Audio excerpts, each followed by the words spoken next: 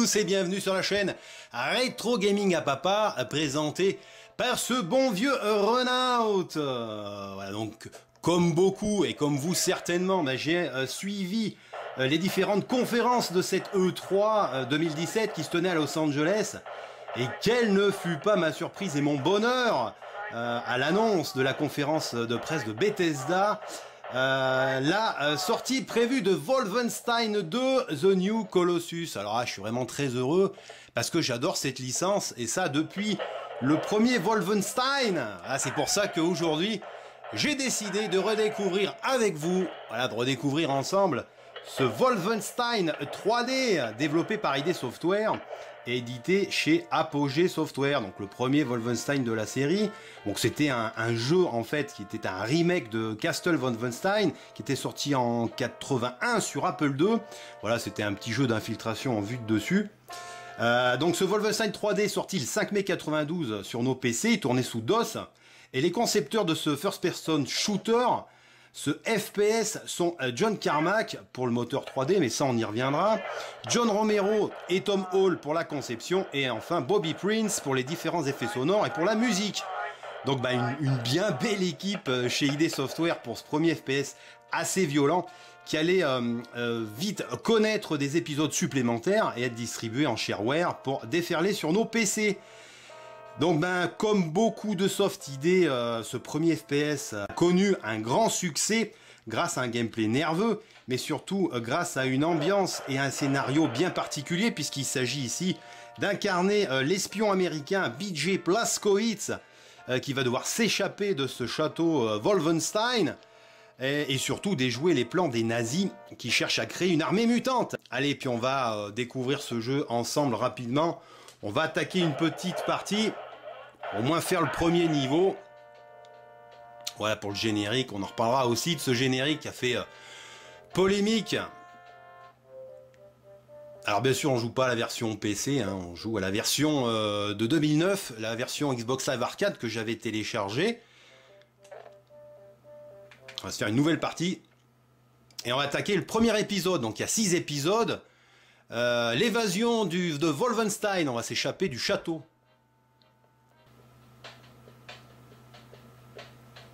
Donc voilà, on commence, nous voilà dans notre geôle, voilà, dans notre cellule. On vient d'assommer un garde, un soldat, et on lui a piqué son Luger. Je sais pas si c'est un Luger, vous me direz dans les commentaires, vous y connaissez plus que moi. Moi je connais que le pistolet Luger, le pistolet allemand. Donc on commence avec ce pistolet et puis le couteau. Bon, le couteau, on s'en servira pas beaucoup, hein. On s'en sert vraiment quand on n'a plus de balles. Mais bon, il faut peut-être marteler, poignarder 10 fois pour tuer un soldat, donc bon, c'est pas très pratique. Allez, on attaque. Voilà, on va attaquer avec 3 vies, et puis ce pistolet et ce couteau.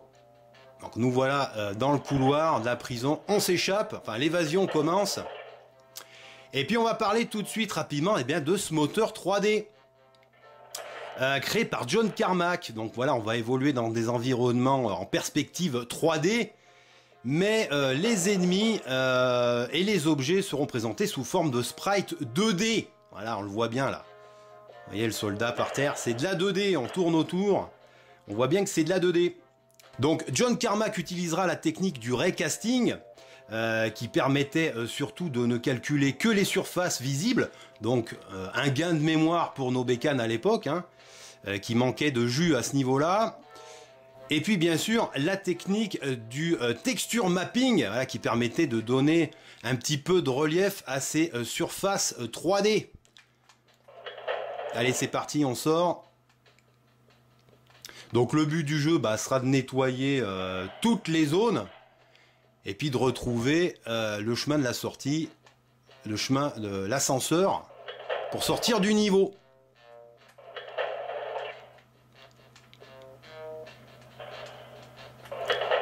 Donc voilà, il y aura quand même pas mal d'exploration pour trouver des trésors cachés. Donc voilà, pour les ennemis, comme vous l'avez vu, voilà, on aura des soldats, mutants aussi, des chiens, voilà, des bergers allemands. Et puis bien sûr, à la fin de chaque épisode, voilà, qui sont constitués de 10 niveaux, eh bien on aura un boss assez sympathique à flinguer. Donc là, on peut ramasser ces petits plateaux repas, là, comme ce que vous voyez, là, le poulet. Voilà, ça ramène 5 ou 10% de vie, je crois.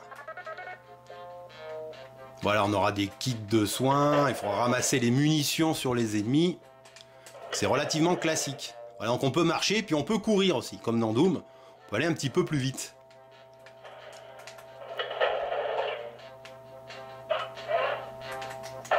Et puis voilà, comme ici, il faudra s'amuser un petit peu de temps en temps à cliquer sur les tableaux, sur les décors. Voilà, afin de débloquer vous voyez, une arme supplémentaire. Là, on va attraper dans la cachette de la vie des munitions et puis cette mitrailleuse. Donc il faudra s'amuser quand même à faire un petit peu d'investigation et de cliquer voilà, sur les portraits, comme ce joli portrait d'Hitler. Voilà, ils seront quand même assez nombreux dans le jeu, hein, beaucoup de croix gammées, beaucoup de portraits d'Hitler. Donc là c'est super, on a la mitrailleuse. Voilà, beaucoup de trésors à ramasser, hein, des croix. On dirait la croix de Coronado. Sa place est dans un musée. Voilà les calices. Ah, ça fait beaucoup penser à Indiana Jones, c'est la dernière croisade. Hein. Allez, on va essayer d'avancer un petit peu, pas se perdre, parce qu'on a vite fait de se perdre. Bon, les premiers niveaux sont pas forcément très très longs.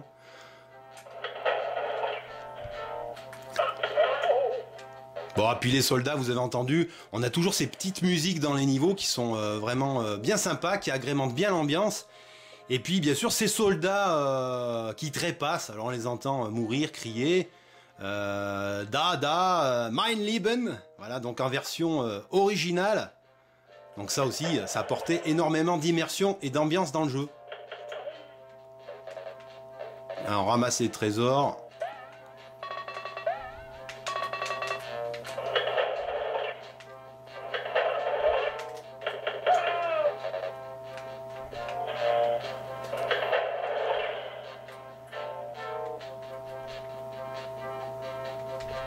Donc comme dans Doom, voilà, on va quand même évoluer dans cet univers 3D avec des sprites, des sprites et des éléments du décor, comme ici les plantes en 2D. On évoluera que sur un seul plan, contrairement à Doom. Donc on n'aura pas d'étage ni d'escalier. Voilà, le moteur Raycasting de l'époque ne le permettait pas.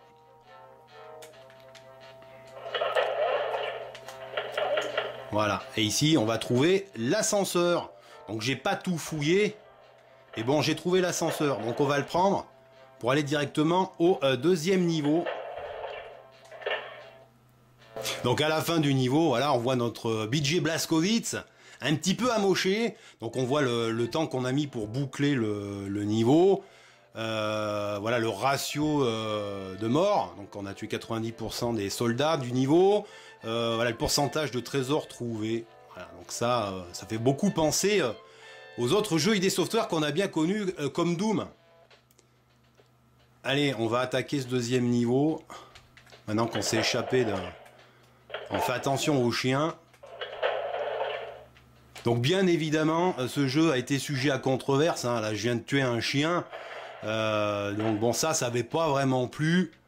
Bon, les Allemands avaient censuré. Hein. Voilà, donc bon, on avait quand même énormément de portraits d'Hitler. On avait des symboles nazis comme la croix de fer. Et puis surtout l'utilisation au début, si vous avez entendu dans l'intro, de la musique du chant nazi Horst Wessel-Lied, voilà, qui était vraiment considéré comme interdit, illégal, depuis le procès de Nuremberg en 1945. Donc quand même c'est pour vous dire. Donc là ID Software avait utilisé ce chant nazi pour l'intro du jeu.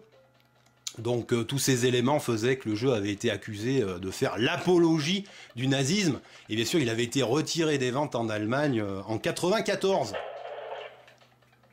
Donc voilà, beaucoup de polémiques, beaucoup de censure. Et puis la version SNES qui était sortie en 1994 avait été pas mal censurée. Hein. Donc les chiens étaient devenus des rats, les soldats crachaient pas du sang, c'était de la sueur, et puis tout ce qui était portrait d'Adolf Hitler et les croix gammées, voilà, avait été modifié ou remplacé. Voilà, mais bon, même Doom avait fait polémique à l'époque. Hein. Voilà, tout ce qui était jeu violent. Enfin, ils appelaient ça des jeux violents à l'époque, hein. C'est sûr qu'aujourd'hui, c'est assez désuet.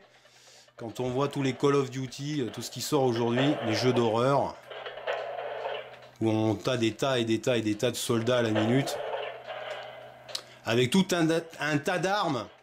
Voilà, et ça avait fait polémique. Voilà, le portrait d'Hitler, la croix gammée. Bon, c'est vrai qu'il y en a beaucoup dans le jeu, mais enfin, c'est le thème du jeu, hein, c'est les nazis. Hein. On combat les nazis. Voilà, donc ce jeu avait été considéré comme violent et voilà, faisait l'apologie du nazisme. Bon, enfin, ID Software s'en était un petit peu foutu. Ils avaient développé leur jeu avec leurs idées. C'est ça aussi la création. Des fois, il faut braver un petit peu les interdits et les autres idées. Donc là, voilà, les soldats bleus, c'est les soldats d'élite. Mein Leben! Ah, j'adore. Allez voir en VO, c'est vraiment génial. Donc voilà pour ce moteur 3D, et puis voilà pour cette histoire de Wolfenstein qui avait fait polémique. Et puis on va parler un petit peu vite fait de l'histoire de cette équipe, de ID Software. Donc pour faire simple, eh bien la fine équipe connue sous le nom de IDs from the Deep, qui était constituée des frères Carmack déjà à l'époque, de John Romero et de Tom Hall. Donc ils vont quitter les studios de Softdisk et ils vont se renommer ID Software et puis ils décident de profiter de toute l'expérience qu'ils avaient acquise lors de leur dernier projet chez Softdisk, donc Overtank 3D et Catacomb 3D, pour monter leur propre société. Et là, bien sûr, ils vont enchaîner des grands titres, des grands FPS, grâce à ce nouveau moteur 3D, voilà, le recasting. Voilà, et puis ils vont nous pondre voilà, tous ces grands titres comme Wolfenstein 3D, puis sa préquelle Spears of Destiny en 92, Doom en 93, Doom 2, The Hell on Earth en 94 je crois, et puis bien sûr on va suivre Quake avec le nouveau moteur Quake en 96, etc., etc. Donc voilà pour rapidement pour cette histoire de ID Software, voilà, qui avait quitté Softdisk, qui avait déjà développé pas mal de petits jeux sympas.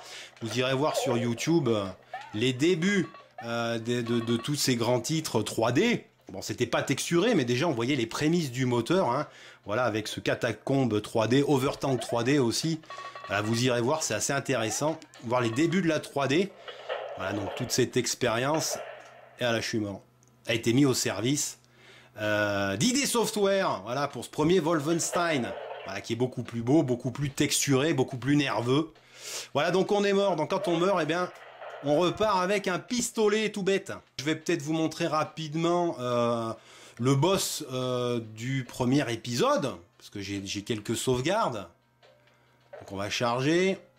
Donc épisode 1, niveau 9. Confirmé, voilà.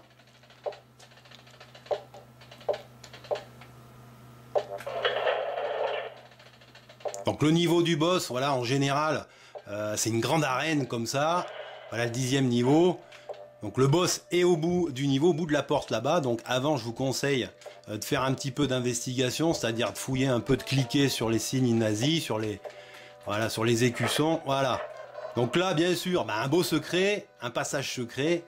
Voilà. Donc on va pouvoir se régénérer avec des kits de soins, des kits de vie et une belle sulfateuse. Voilà, et des tas de balles. Donc on viendra un petit peu se replier ici quand on sera mal face au boss. Donc ce premier boss, hein, un espèce de gros soldat allemand avec des sulfateuses. Comment il s'appelle? Hans Grosse. Ce Hans Grosse, allez. Voilà, qui nous tire dessus. On a déjà perdu pas mal de vie. Donc on essaie de se cacher, on le sulfate. Voilà, on fait attention. On va peut-être aller reprendre un peu de vie et des munitions. Voilà, on va se cacher. Alors que c'est un peu la technique, voilà, pour le boss. Donc c'est du old school, mais c'est vraiment génial. Voilà, on s'est régénéré. Et on va essayer d'aller se le terminer. Si je me perds pas dans la cachette. Ah, mais il vient carrément me chercher là. Ah bah voilà, on l'a eu. Voilà. Salut Hans Gross. Voilà, ce premier soldat. Ce premier boss allemand, ce nazi. Donc voilà, logiquement, on s'en va. On prend l'ascenseur pour aller découvrir ce deuxième niveau. Voilà notre BJ Blazkowicz, on le voit, ça c'est vraiment super, content de s'échapper. Notre BJ Blazkowicz avec cette belle sulfateuse, cette espèce de Gatling. Voilà. Congratulations! You run out of the castle. Oh, run out, mais c'est moi. Bon, on va traduire un petit peu. Donc, qu'est-ce qu'il nous raconte? Donc, vous vous êtes échappé du château en rejoignant un souterrain. Ils vous ont informé que les rumeurs étaient vraies. D'horribles expérimentations humaines ont été remarquées autour du château Allhammer. Donc, l'opération Eisenfaust est réelle. Et bien réelle. Vous devez rester ici afin de tuer le maniaque Dr. Shabs avant que son armée de mutants attaque l'humanité. Allez, on va traduire ça comme ça. Bon, voilà pour ce premier niveau. 6 niveaux, toujours avec cette même ambiance et puis cette même immersion. Donc, grand souvenir de FPS. On va terminer sur cette jolie page de présentation Wolfenstein 3D, puis ce chant qui avait fait polémique, qui était considéré comme un chant nazi. Et puis on va parler bien sûr des portages, cette version SNES en 94, qui connaîtra la censure, comme je vous l'expliquais. Une version Mac OS et Atari Jaguar plutôt jolie en 94. Une version 3DO en 95. Et une jolie petite version GBA en 2002 que je vous conseille, que je possède. Qui est vraiment très jolie, très réussie. Et qui, elle, n'a pas connu la censure, bizarrement. Donc au total, eh bien, le développement du jeu durera 6 mois et coûtera 25 000 $. Donc plutôt une belle opération pour ID Software. Et ce jeu qui connaîtra un gros succès et puis surtout qui essuiera bien les plâtres pour un autre grand FPS que vous connaissez. Là, ce FPS c'est Doom, voilà, avec ce Space Marine sur les bases militaires de Mars. On va finir sur ce qu'on avait pour les suites, voilà, au niveau du développement. Avec le moteur Quake 3, voilà, le Quake 3 Engine, Return to Castle Wolfenstein en 2001, avec ce super boîtier collector, voilà, que j'avais eu, voilà, où dedans on a un poster, on a une jolie frise et une jolie notice, mais surtout une jolie frise, voilà, avec tous les ennemis du jeu. Donc je vous conseille cette version collector en boîte métal qui est vraiment magnifique. Ensuite on avait eu Wolfenstein avec l'ID Tech 4 en 2009. Voilà, sur PS3 pardon, et Xbox 360. Bon, une version qui n'a pas été très appréciée. Moi, j'ai beaucoup aimé cette version de Wolfenstein en 2009. Et puis pour finir, bien sûr, Wolfenstein The New Order. Voilà, que j'ai sur Xbox One et que j'ai terminé, qui est vraiment génial. Et puis sa préquelle, The Old Blood. Voilà, la préquelle qui est vraiment superbe. Et puis, on attend avec impatience, eh bien, ce Wolfenstein 2 qui devrait sortir en novembre, je crois octobre ou novembre, à la fin de l'année, ce New Colossus. Voilà, je vous remercie de m'avoir suivi pour cette tranche de rétro gaming FPS, avec ce vieux Wolfenstein 3D que j'adore, et qui n'a pas laissé indifférent. Voilà, mais bon, une licence de qualité qui perdure. Bon, c'est plus ID Software, hein, bien sûr, c'est Bethesda aujourd'hui qui s'occupe des Wolfenstein, Bethesda et Machine Games, pardon. Merci de m'avoir suivi pour un nouveau rétro gaming à papa, avec ce bon vieux Runout. Je vous dis à très bientôt. Salut les amis. Salut.